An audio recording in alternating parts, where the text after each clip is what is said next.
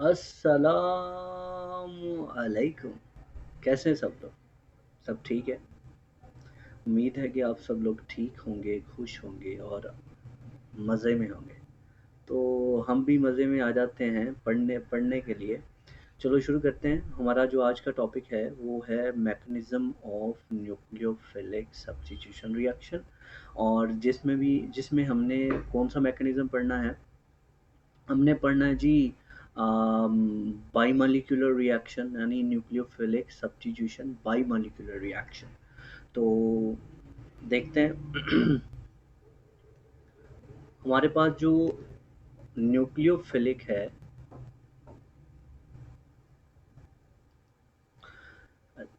Nucleophilic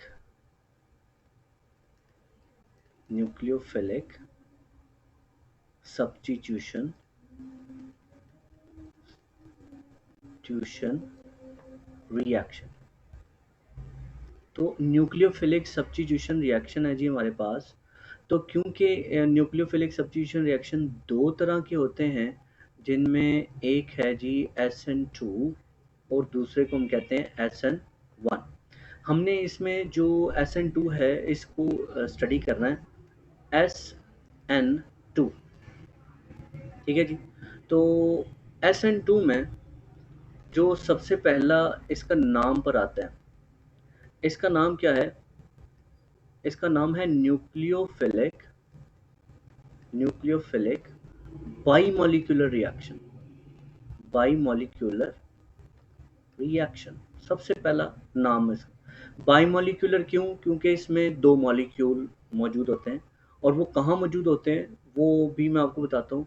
ये मौजूद होते हैं जी, रेट डिटर्मिनिंग स्टेप जो होता है उसके अंदर दो मॉलिक्यूल हिस्सा लेता है, इसलिए इसको न्यूक्लियोफिलिक बाईमॉलिक्यूलर रिएक्शन का नाम देता है। अच्छा, इसमें जो न्यूक्लियस फाइल है वो क्या करता है? वो करता है back side attack. Back side attack इसमें होता है, यानी न्यूक्लियोफाइल बैक साइड से अटैक करता है। तो इसमें हम न्यूक्लियोफाइल भी देख मतलब इसमें रिएक्शन देख लेते हैं कि क्या रिएक्शन है जी हमारे पास अल्काइल हैलाइड है, हाइड्रोजन हाइड्रोजन, और इधर हमारे पास हैलोजन लगा है यानी कि कोई एक्स लगा। दूसरी तरफ से हमारे पास न्यूक्लियोफाइल आया और उसने आके कार्बन पर अटैक किया।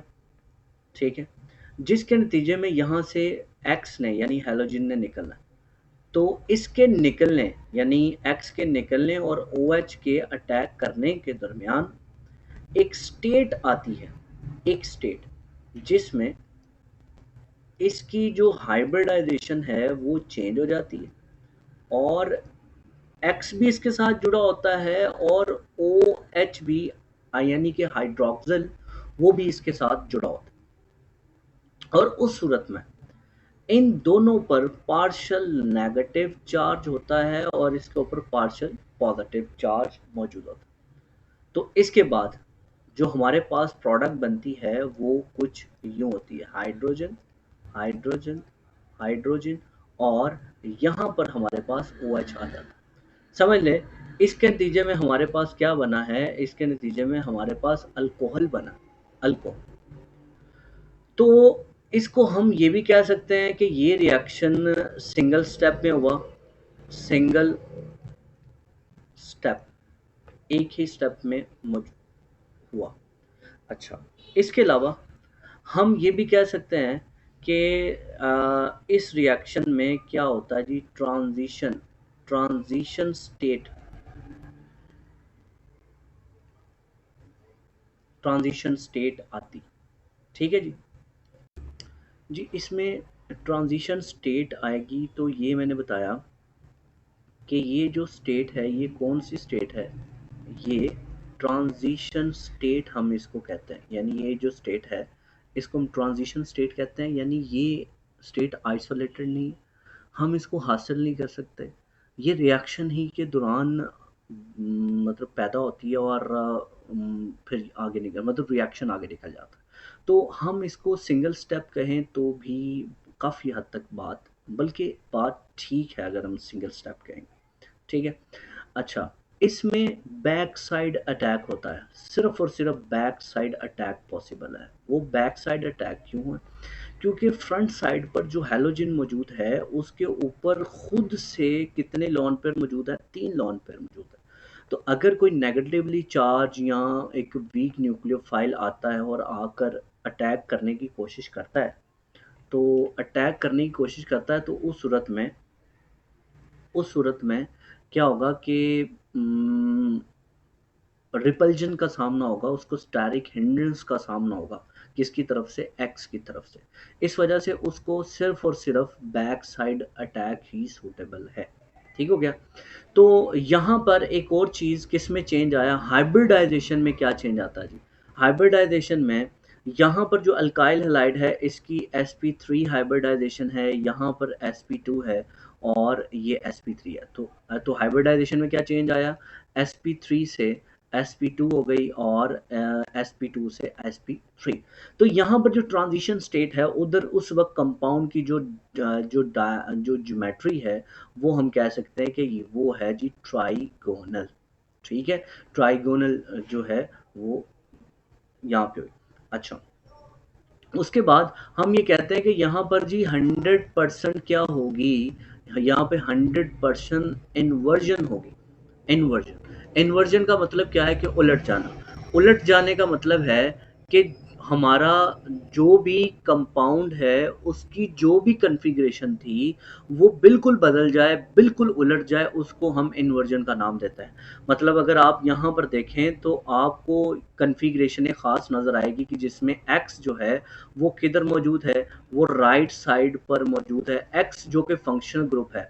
और यहाँ पर OH किधर मौजूद है? लेफ्ट साइड पर मौजूद है। तो हम ये कह सकते हैं कि रिएक्टेंट से प्रोडक्ट में आते हुए क्या हो गई? इन्वर्जन हुई, यानी इन्वर्ट होगी। जो भी कॉन्फ़िगरेशन थी वो उलट हो चुकी हैं, इसलिए हम यहाँ पे कहेंगे कि 100% इन्वर्जन जो है वो होगी। अच्छा, उसके बाद क्योंकि ये सिंगल स्टेप है तो हम इसकी रेट इक्वेशन जब लिखेंगे तो रेट इक्वल आएगा के और ओ एच नेगेटिव जो कि न्यूक्लियोफाइल है, और दूसरा वो है जी CH3 और X, ये हमारे पास। तो पता चला कि रेट जो है वो दो चीज़ों पर डिपेंड इसमें करता है, न्यूक्लियोफाइल पर भी डिपेंड करता है और इसके साथ साथ जो हमारा सबस्ट्रेट है उसके ऊपर डिपेंड भी करता है। मतलब ये हमारा क्या है? न्यूक्लियोफाइल। ठीक है, और ये क्या है? ये है हमारा सबस्ट्रेट। तो बात ये पता चली कि जो SN2 मैकेनिज्म है, ऐसे कंपाउंड जो SN2 मैकेनिज्म को फॉलो करते हैं वो उनका रिएक्शन का रेट हाइड्रोक्सिल, यानी कि यहाँ पर हमारे न्यूक्लियोफाइल उस पर डिपेंड करता है और साथ साथ जो हमारा सबस्ट्रेट है उस पर भी डिपेंड करता है। मतलब ये हुआ कि दोनों में से किसी की भी कंसंट्रेशन अगर हम इंक्रीज करेंगे तो हमारे रिएक्शन का रेट इंक्रीज होगा। ठीक हो गया? अच्छा, अब यहाँ पे देखें, क्योंकि रेट डिटर्मिनिंग स्टेप वो होता है जिससे रिएक्शन का रेट फाइंड होता है। उसमें देखें सिर्फ दो ही मॉलिक्यूल हिस्सा ले रहे हैं जो कि जिसमें सबस्ट्रेट और न्यूक्लियोफाइल है, तो इनकी पावर देखो 1 और 1 है। तो इसका ऑर्डर क्या होगा? इसका जी ऑर्डर होगा 1 + 1 = 2, यानी कि ये रिएक्शन सेकंड ऑर्डर रिएक्शन है। यानी ये वो रिएक्शन है जिसमें रिएक्शन का रेट जो है ना वो दोनों रिएक्टेंट्स पर डिपेंड करता है, किसी एक पर नहीं डिपेंड करता। ठीक हो गया? चलो, इसके बाद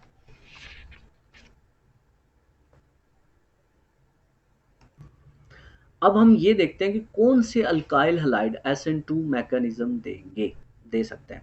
तो याद रखें, अम, सबसे पहले मिथाइल हैलाइड। ठीक, उसके बाद प्राइमरी अल्काइल हैलाइड, फिर आएगा सेकेंडरी और फिर आएगा टर्शरी। ठीक है, मिथाइल हैलाइड सबसे ज़्यादा SN2 देगा और टर्शरी जो है वो ना होने के बराबर।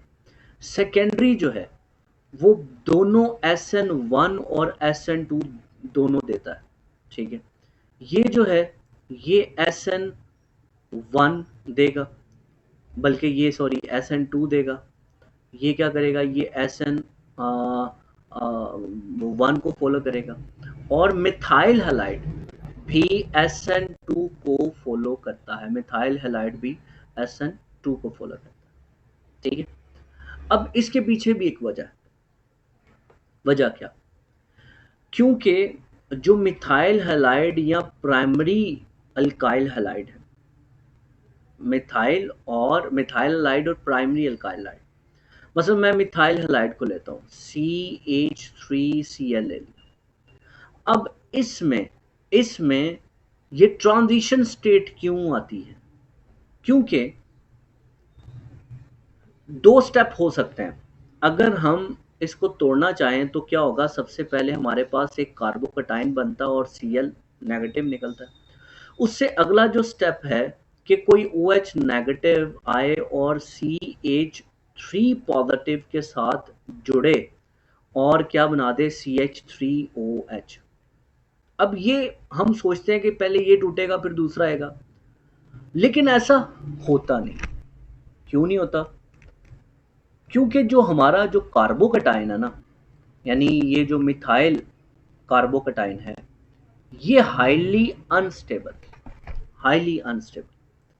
इसको हम कहते हैं कि ये क्या है, हाईली अनस्टेबल। तो क्योंकि ये हाईली अनस्टेबल है इसलिए ये बनता भी नहीं। तो फिर ये क्या करता है, CH3Cl है ना, तो ये क्या करता है, CH3 ये इधर से बॉन्ड तोड़ता है और फिर OH के साथ बॉन्ड बना रहा होता है, मतलब एक तरफ से तोड़ा होता है और एक तरफ से बना रहा होता है। क्योंकि जो अगर मुकम्मल तौर पर Cl निकलता है तो इसके नतीजे में प्लस चार्ज आएगा, वो ये बियर नहीं कर सकता, ठीक है।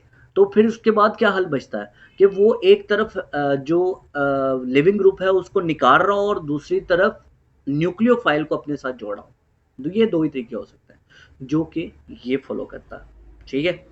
अब इसका जो कार्बोकटाइन है वो स्टेबल क्यों नहीं है, उस सवाल का जवाब हम नेक्स्ट लेक्चर में यानी कि SN1 जब हम पढ़ेंगे तब जाके बात करेंगे, ठीक है। तो आज का लेक्चर यहीं पर ख़त्म होता है। इंशाल्लाह नेक्स्ट लेक्चर में हम SN1 के साथ हासिल होंगे। तब तक के लिए अल्लाह हाफ़िज़।